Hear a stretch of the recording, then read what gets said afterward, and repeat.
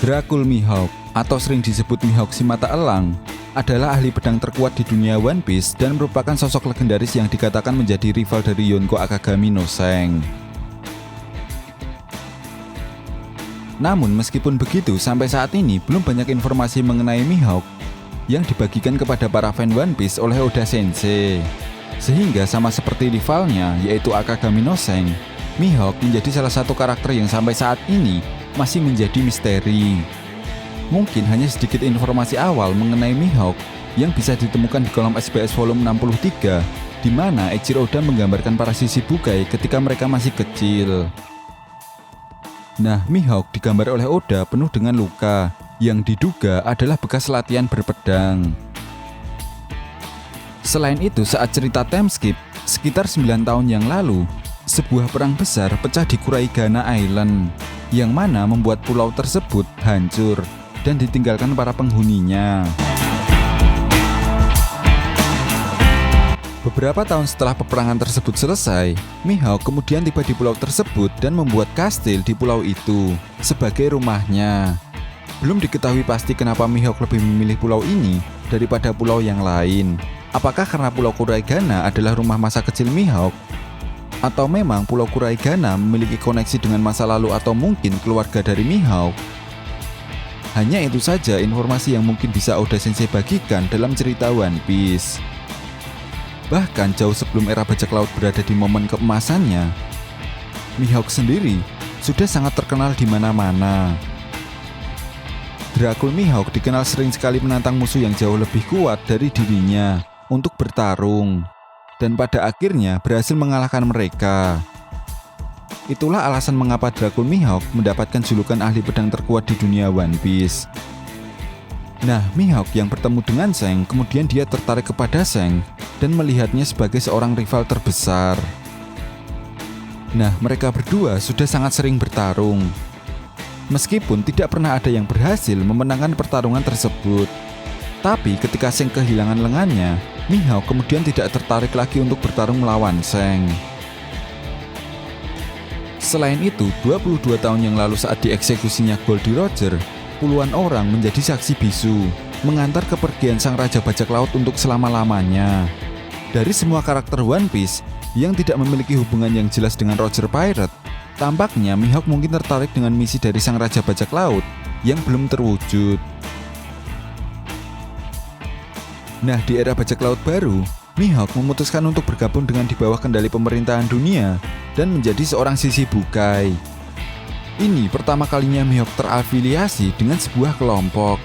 Lantas, mengapa Mihawk kemudian tertarik untuk menerima tawaran menjadi seorang Shichibukai? Apakah Mihawk berniat untuk menyusup dan mencari informasi sebanyak mungkin dengan menjadi bagian dari Shichibukai? Mengingat menjadi seorang Shichibukai bisa bebas pergi kemanapun tanpa ditangkap oleh pemerintahan dunia ketika itu. Lalu, apakah ada tujuan tertentu yang mungkin Mihawk rencanakan? Bahkan sampai saat ini, Mimin masih meragukan bahwa Mihawk adalah seorang bajak laut, karena tidak ada petunjuk apapun bahwa Mihawk, ya, seorang bajak laut. Mengingat, Mihawk lebih senang menyendiri dibandingkan memiliki kru seperti halnya bajak laut lainnya. Sehingga bergabungnya Mihawk ke kelompok Shichibukai tentu menjadi sebuah misteri. Jika dia bukan seorang bajak laut, lantas mengapa kemudian Mihawk diburu oleh pemerintahan dunia setelah sistem Shichibukai dihapuskan?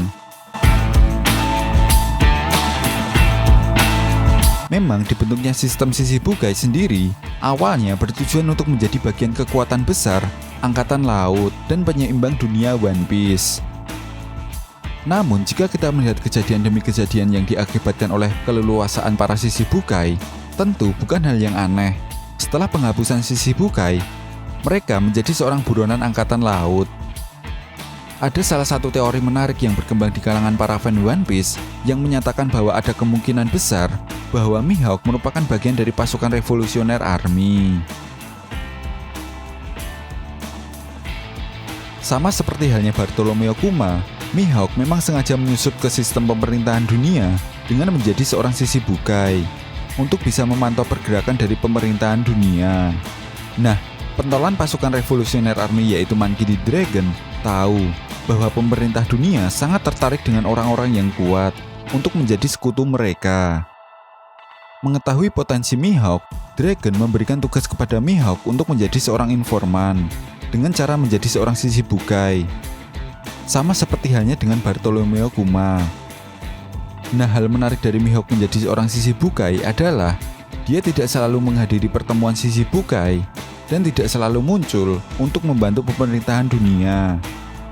Mihawk tampaknya seperti selalu memilih tugas mana yang akan dia terima atau dia jalankan. Nah, hal ini bisa kita lihat saat perang besar di Marineford. Mihawk setuju untuk ikut bergabung dengan pertempuran besar di Marineford. Karena di situ Mihawk tahu bahwa ada bajak laut Shirohige yang dianggap sebagai musuhnya.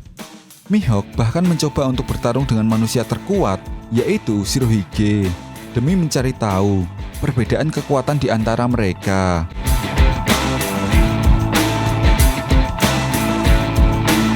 Nah, tugas lain yang mungkin diberikan oleh pasukan Revolutionary Army kepada Mihawk adalah melatih Roronoa Zoro untuk meningkatkan kemampuan berpedangnya. Ketika kelompok bajak laut topi jerami benar-benar akan dihancurkan oleh Kizaru di Pulau Sabaody, sosok yang tidak terduga muncul, yaitu Bartolomeo Kuma.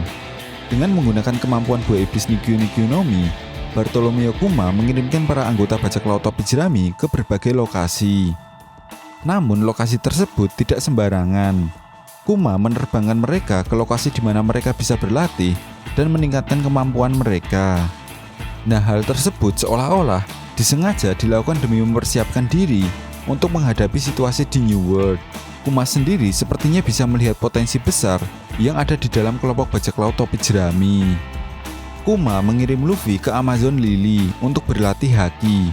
Meskipun kemudian hal tersebut tidak bisa terlaksana karena Luffy terburu-buru ke Marineford untuk menyelamatkan Ace. Sanji dikirim ke kerajaan Kamabaka di mana salah satu anggota pasukan Revolutionary Army yaitu Ivankov berada. Nico Robin yang dikirim ke Tequila Wolf di mana dia bertemu dengan pentolan pasukan Revolutionary Army yaitu Monkey D. Dragon dan banyak mendapatkan informasi penting.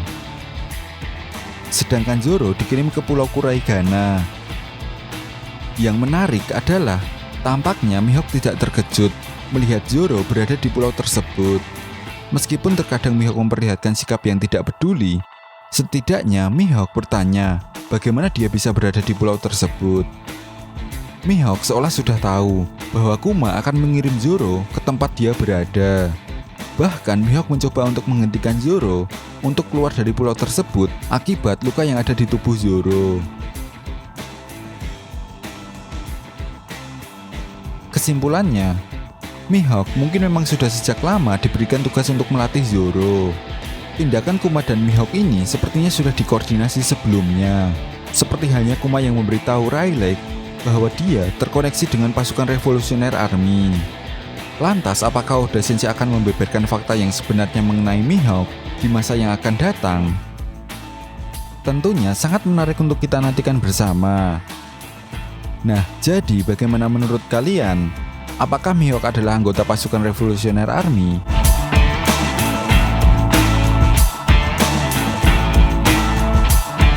Oke, jika kalian punya pendapat lain atau ada yang ingin ditambahkan tentang pembahasan video kali ini, silahkan berikan komentar kalian di kolom komentar.